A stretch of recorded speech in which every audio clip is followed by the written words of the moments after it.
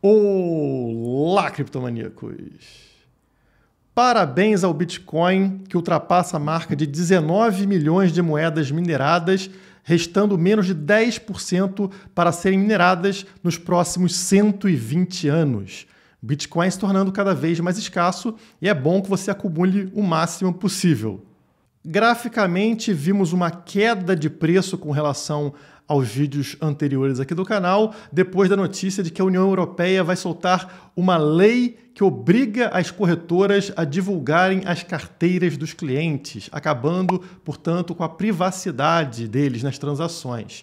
Apesar da queda de preço, graficamente ficou muito interessante e eu vou explicar isso para vocês nesse vídeo. Então fique ligado logo após a vinheta.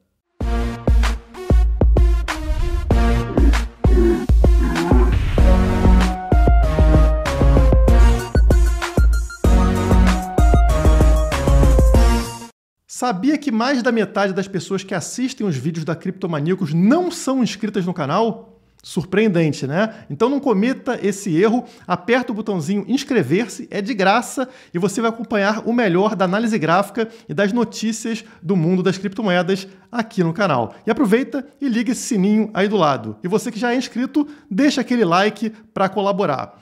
Hoje vamos começar com essa notícia muito importante. Bitcoin atinge marco de 19 milhões de BTCs minerados, restam somente 2 milhões, portanto, menos de 10%. Nesses 13 anos de Bitcoin, 90% já foi minerado, os 10% que sobram serão minerados nos próximos 120 anos, e cada vez de forma mais desacelerada, já que de 4 em 4 anos o fornecimento de Bitcoin cai pela metade. Portanto, a cada ano que passa, o fornecimento vai sendo reduzido e lá nos últimos 50 anos vai ser somente ali um farelinho, né? Quase nada de Bitcoin no mercado, oferta muito baixa, enquanto a demanda vai crescendo. Cada vez o Bitcoin tem mais e mais uso por países, por empresas, por indivíduos, e é isso que gera o contínuo aumento de preço do Bitcoin. E assim como esse marco importante que eu acabei de mostrar para vocês, existem marcos também acontecendo no gráfico de preço do Bitcoin. Eu vou trazer para vocês aqui o gráfico mensal e vocês vão notar que o mês fechou ontem com uma formação gráfica muito interessante, um padrão gráfico muito interessante. Eu marquei aí ao longo da história do Bitcoin nesse gráfico mensal todas as vezes que a gente tem uma vela similar à vela que a gente teve agora, né, no fechamento do mês de março. Estou falando sobre essa vela aqui, se vocês notarem é um martelo, a gente tem a formação de um martelo. Quantas vezes a gente teve um martelo sendo formado no gráfico de preço do Bitcoin, o gráfico mensal, né? Eu marquei aqui diversas ocasiões onde vocês vão ver algo, pelo menos assim, parecido com um martelo, mas nem tudo é martelo aqui. Como é que a gente define o que é essa formação gráfica, um martelo? Aqui a gente tem uma explicação de como identificar um martelo. O conceito é simples, o martelo é um padrão de alta que sinaliza a reversão de um movimento de baixa no preço para um movimento de alta. Como vocês sabem, o preço vinha numa tendência de baixa desde que atingiu a alta histórica dos 69 mil dólares. E agora, será que aconteceu realmente um martelo, uma reversão de tendência? Principais características de um martelo. Ocorre após um movimento de baixa. Sim, tivemos isso. Segundo, é um candle, é uma vela com um corpo pequeno na parte superior, esse corpo aqui, essa parte preta que vocês estão vendo, e uma longa sombra inferior. Então vem aqui o pavio, né, fazendo essa sombra bem comprida. Falam, o corpo é pequeno, a sombra é longa. Terceiro ponto, a sombra inferior deve ser no mínimo o dobro do tamanho do corpo, como está acontecendo aqui, né? O corpo tem essa altura, a sombra aqui embaixo é muito mais longa, pelo menos o dobro do tamanho. Quarto ponto, preferencialmente não deve haver sombra superior, porém é aceitável uma pequena sombra. Então vocês percebem que tem um pavio um pouquinho curtinho aqui para cima do corpo, isso é aceitável. Quinto ponto, a cor do corpo não é importante. Isso significa que o candle pode ser de alta ou de baixa. Pode ser um candle vermelho ou um candle verde. Isso não importa. E o que tem que acontecer para a gente confirmar esse movimento? Está aqui embaixo, sinal de confirmação. O preço de abertura, né, a próxima vela, acima do corpo do martelo. Então, uma vela aqui, ó, que ela abre logo acima do martelo anterior. candle de alta com preço de fechamento acima do fechamento do martelo. Então ele fecha também acima do preço do martelo. Então é um candle positivo na sequência, né? Esse mês agora de abril, no caso, teria que ser um mês positivo, acima do mês anterior. Então quando a gente volta aqui no gráfico, vocês vão perceber que tudo que eles colocaram lá faz sentido. Vocês vão notar que essa vela aqui, ó, o martelo está lá no topo, né? Próximo do topo, e tem um pavio aqui para baixo bem comprido, maior do que o dobro da altura do corpo aqui dessa vela. Então realmente é um martelo, por isso que eu botei uma seta amarela para identificar aqui. Se vocês olharem aqui várias outras vezes que a gente tem algo parecido com o martelo, não é realmente um martelo. Por exemplo, nessa ocasião aqui, vocês notam que o corpo ele acaba tendo aqui um tamanho considerável, né? E o pavio é muito curto, ou seja, não tem 2 vezes o tamanho do corpo. Então desconsiderei. Mesma coisa em outras oportunidades que vocês vão ver ao longo da história do Bitcoin. Já onde tem as setas amarelas, é exatamente o martelo, né? Fecha a definição que está ali. Aqui, ó, por exemplo, lá em cima o corpo e um pavio bem comprido para baixo. Aqui mesma coisa, né? Apesar do pavio não ser tão longo, o corpo aqui ele também não é tão longo, então acaba funcionando, né? Mesma coisa aqui, apesar do corpo ser bem longo, o pavio também é e acaba compensando, né? Então eu marquei aqui as 4 vezes onde eu entendo se tratar de um martelo. E o mais importante, e o que acontece após a formação de um martelo? Eu marquei aqui, essa primeira ocasião em 2013 é justamente entre a primeira alta histórica e a segunda alta histórica de 2013. Olha só, depois da formação do martelo é quando retoma o movimento de alta e dá um super pump no gráfico mensal. Seguimos aqui, já estamos agora em agosto de 2016, formação do martelo, na sequência que a gente percebe mega pump, levando até um próximo martelo aqui, já em julho de 2017, quando, após a formação do martelo, o preço tem um outro pump enorme. E agora a gente tem a mesma formação. O que vocês esperariam que acontecesse? E mais do que isso, mesmo nas ocasiões onde eu não marquei, ou seja, não é perfeitamente o martelo, é só algo similar, também tivemos pump no preço. Aqui, por exemplo, em novembro de 2012, ó, depois dessa formação aqui, que não é um martelo perfeito, o preço dispara.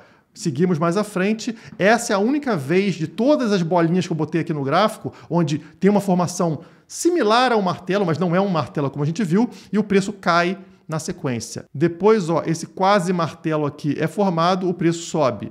Mesma coisa nessa ocasião. Esse quase martelo aqui é formado, o preço sobe. Mesma coisa nessa ocasião aqui. Esse quase martelo aqui é formado e depois o preço sobe. Ou seja, é uma configuração gráfica muito interessante que indica para a gente uma tendência de alta. 1, 2, 3, 4, 5, 6, 7, 8. Em 7, o preço subiu. E se pegarmos somente os martelos perfeitos no gráfico mensal, temos 3 ocasiões e 100% das vezes o preço subiu. Então é algo muito positivo para a gente ter fechado o mês com esta formação que vocês estão vendo aqui. Vamos trazer o gráfico mais para próximo, sai do gráfico mensal, entra agora no gráfico semanal, que vocês já viram aqui no canal e aconteceu exatamente o que eu queria. Lembra que esse movimento que a gente está fazendo aqui, né, marquei ó, 1, 2 toques na linha de tendência, está repetindo o movimento que a gente viu aqui atrás, entre dezembro de 2018 e março de 2020, 2 toques também. O que aconteceu aqui foi o preço subir, romper a linha roxa, que é a média móvel de 50 semanas, mas o que acontece após esse rompimento? Vou dar um zoom para vocês aqui, ó. Olha esse rompimento. O rompimento acontece nessa semana de 27 de abril de 2020 e na semana seguinte, de 4 de maio, o que acontece? O preço recua, ele vai lá embaixo de novo da linha roxa, da média móvel de 50, mas ele fecha acima dessa linha, fazendo ela como suporte. Está marcado aqui na nossa seta amarela. Vamos trazer isso para hoje. Será que aconteceu igual? Tá aqui, pessoal. Ó, vou dar um zoom para ficar bem claro para vocês em comparação com esse movimento aqui. Mesma coisa, né? Encosta pela segunda vez na linha de tendência, sobe, rompemos na semana passada a linha roxa, a média móvel de 50. O que está acontecendo nessa semana, pessoal? Vou dar zoom para vocês. Olha lá, o preço volta a recuar, vem para baixo da linha roxa, mas está fechando onde? acima da linha roxa, fazendo ela como suporte, fazendo a média móvel de 50 semanas como suporte, da mesma forma que aconteceu lá em 2020. E o que aconteceu após fazer a linha roxa como suporte, como confirmando esse rompimento? O que aconteceu lá atrás foi essa disparada de preço. Vamos trazer o gráfico mais para próximo ainda. Sai do gráfico semanal, entra no gráfico diário, aí na tela para vocês. Vocês vão notar que acontece a mesma coisa. Olha só, depois daquele rompimento que a gente teve dessas médias móveis aqui, amarela e roxa, respectivamente 50 dias e 100 dias, o preço do Bitcoin dispara, rompe agora em suporte. É importantíssimo fazer isso, né? Voltar para esse ponto, encostar no topo do triângulo, fazer de suporte e a partir daí voltar a subir. E olhem só o que aconteceu, exatamente o que a gente precisava. O preço voltou a recuar, veio aqui no topo do triângulo, fez ele como suporte e agora voltou a subir. Estamos nesse momento em 46.300 dólares, depois do preço recuar até essa faixa aqui dos 44.500. Ou seja, está fazendo também no gráfico diário o que a gente gostaria de ver para fazer um segundo teste na média móvel de 200 dias. Ah, Guilherme, mas é ruim não ter rompido de primeira a média móvel de 200 dias, correto? Não. E por que não? Porque se vocês olharem aqui essa postagem desse trader, vocês vão notar afundou para na segunda tentativa aí sim romper. Tá? Depois lá para frente, já estamos aqui em 2014. Mesma coisa, o preço cai para baixo da linha vermelha. Na primeira tentativa de romper, não consegue romper e volta a cair. Na segunda tentativa, aí sim ele rompe. Vamos lá para frente, já estamos aqui agora em 2018, o preço afunda para baixo da linha vermelha, na primeira tentativa não consegue, na segunda tentativa não consegue, somente na terceira tentativa rompe a média móvel de 200 e volta a disparar. Ou seja, é normal falhar no primeiro teste nessa resistência da média móvel de 200. Precisa de mais um ou dois testes nessa linha para finalmente romper e dar aquele pump, aquela disparada que a gente está esperando. E ainda falando sobre o gráfico diário, essa queda de preço está formando uma figura muito interessante, um padrão muito interessante no gráfico diário, que outro trader trouxe aqui para a gente e está aí para vocês. Olhem aqui nesse canto primeiro, essa formação. A gente está falando sobre ombro, cabeça, ombro invertido. Então, essa é a formação. Você tem aqui um ombro, tá? O ombro esquerdo, uma cabeça e um ombro direito. E essa formação explica o seguinte, você vai pegar o pescoço aqui, que é essa linha na horizontal, e vai pegar a altura da cabeça e jogar para cima. Olha a formação que a gente teve aqui no gráfico diário do Bitcoin. O preço vinha caindo, né? Mesma formação que tem aqui, rompe essa linha aqui do pescoço, essa neckline que vocês estão vendo aqui, né? E aí ele subiu e completou, na verdade, essa queda. Ele voltou a ter uma queda aqui, fechando esse padrão de ombro, cabeça, ombro invertido. E, portanto, a gente poderia esperar o quê com essa formação no gráfico diário? Pegar essa altura da cabeça e jogar aqui acima da linha do pescoço. E iria até onde? Qual seria nosso alvo? O alvo está em 61.800 dólares, caso isso realmente se concretize. Então, é uma formação muito parecida com o que a gente está percebendo aqui ao lado, né? E é interessante essa possibilidade. Mas vamos trazer o gráfico ainda mais para próximo. Saímos do gráfico diário e entramos no gráfico de 12 horas, onde cada vela tem a duração de 12 horas. Olha só esse comparativo entre o movimento atual e o movimento lá de novembro de 2016. Então vocês vão perceber como é muito similar. Esse gráfico de cima é o momento atual, o Bitcoin caiu desde sua alta histórica, né? E agora fez essa formação aqui, que está marcada com números, né? 1, 2, 3, 4, 5, 6, 7 pontos, e teria um oitavo aqui, que também aconteceu nessa última queda que a gente viu. Aqui embaixo tem um gráfico de novembro de 2016. Olha o movimento que o Bitcoin fez. Exatamente o mesmo movimento dos 7 pontos, dos 8 pontos no caso, né?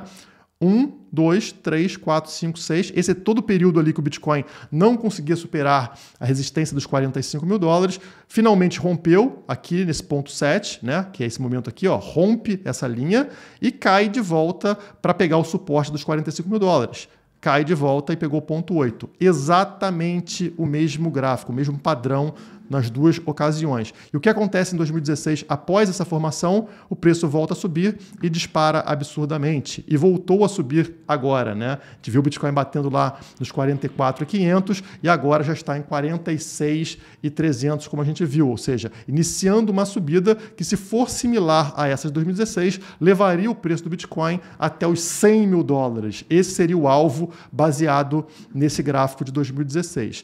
Portanto, seja lá qual for o tempo gráfico que você analisar, desde o mensal até o gráfico de 12 horas, todos estão com indicação muito positiva para o preço do Bitcoin. Lembrando a vocês que a gente ainda precisa romper resistências importantes. Eu vou trazer de volta aqui o gráfico diário para mostrar isso para vocês. Tem que romper a média móvel de 200, tá? Isso é obrigatório. Antes de você sair comprando Bitcoin, aguarde esse rompimento lá nos $48.200, tá? Tem que romper essa linha verde aqui e depois romper essa resistência dos $52.000, tá? Que é secundária, mas também é importante esse rompimento. Então, ainda temos duas barreiras aqui para confirmação desse movimento que levaria o Bitcoin até a faixa dos $60.000 e, quem sabe, até a faixa dos $100.000. Para fechar o assunto Bitcoin, eu vou trazer também o RSI. Vamos ver a força que o Bitcoin está nesse momento. Será que tem algum padrão interessante? Está na tela para vocês. O movimento atual do RSI, ele rompe essa tendência aqui de baixa, essa linha preta que a gente tinha, e agora ele volta, né? Ele rompeu, subiu e voltou para testar essa mesma linha de tendência. Como é que você marca ela aqui no RSI? Simplesmente conecte todos os topos. E quando você faz isso, esse rompimento aqui dessa linha de tendência de baixa no RSI sempre gera aumento de preço. Aqui em cima vocês têm o preço do Bitcoin, a variação que teve após o rompimento. Estão vendo aqui uma linha tracejada verde na vertical? Essa linha vertical aqui na cor verde, ela marca o exato ponto onde o RSI rompeu essa tendência de baixa. E sempre é um aumento considerável de preço. 60%, 30%, 80%, 120%, 77% e assim por diante. O último rompimento aconteceu aqui em 29 de janeiro de 2022 e elevou o preço em 20%.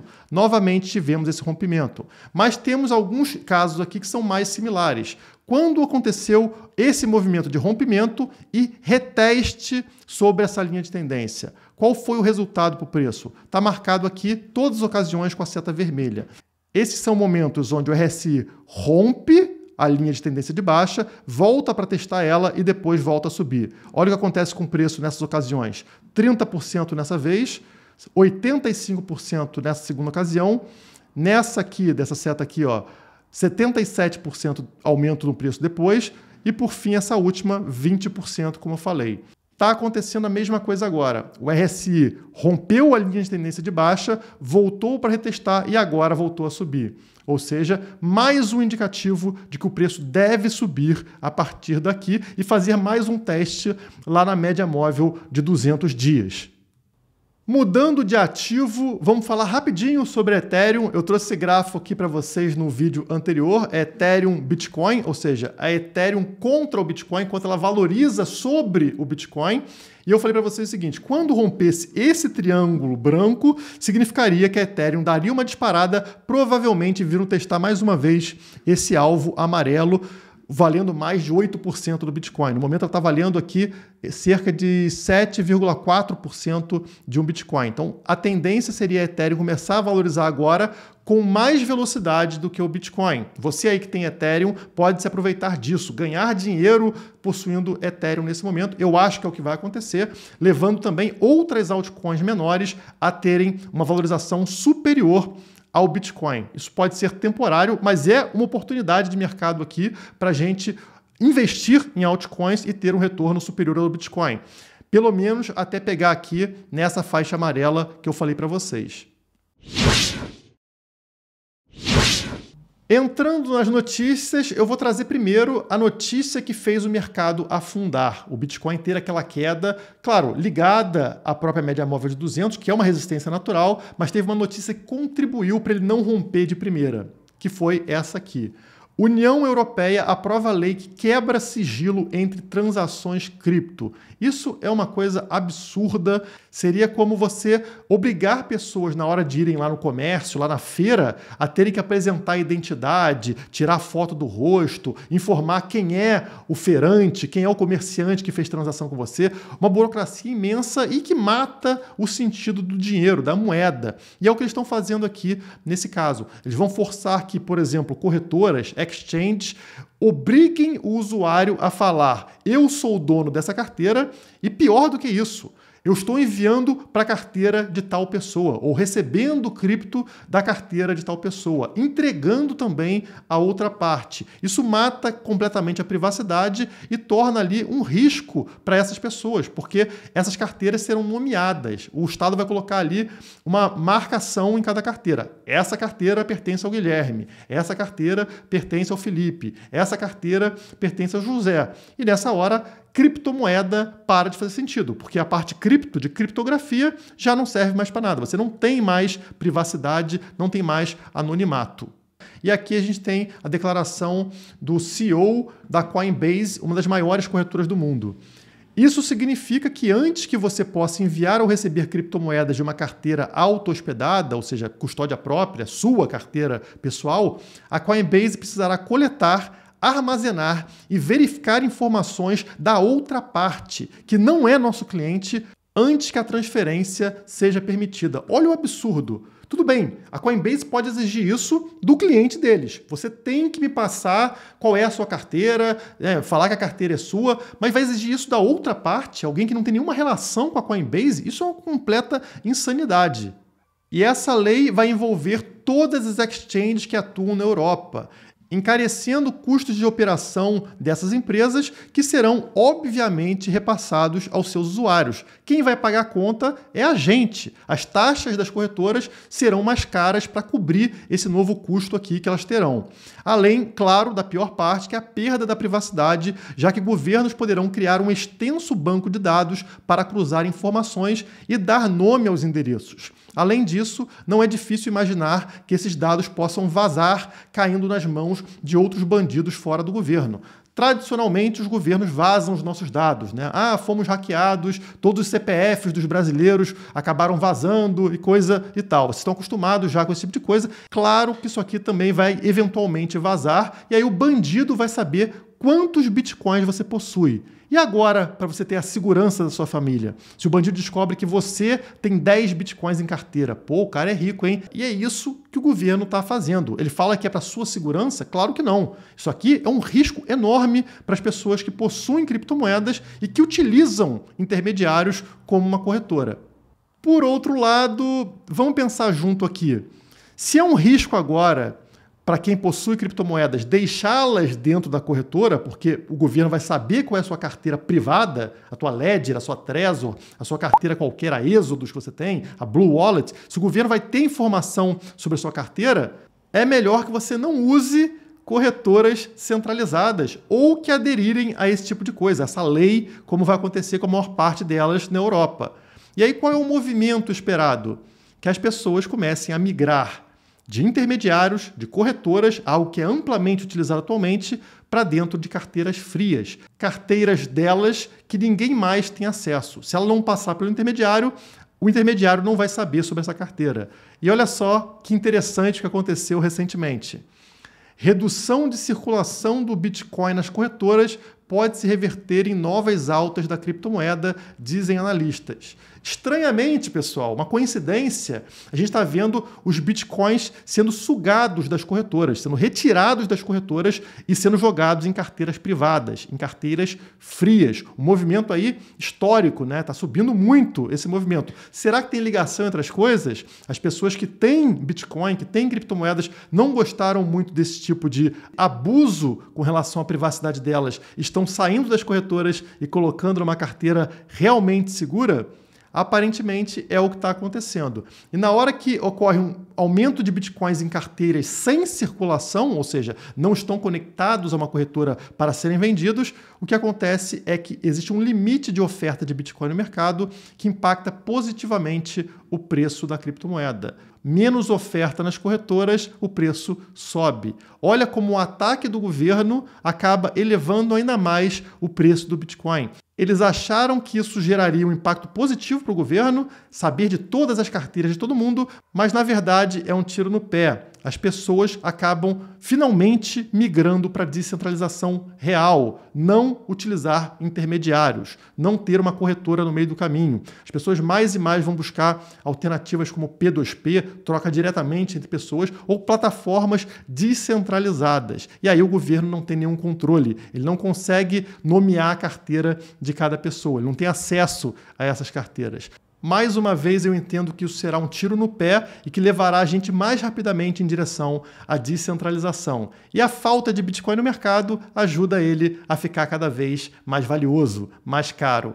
Eu espero que você tenha curtido o vídeo de hoje. Se curtiu, não esqueça de deixar aquele like para me incentivar a produzir mais conteúdo para vocês. Bom final de semana para todo mundo. Por hoje é só. Muito obrigado e até a próxima.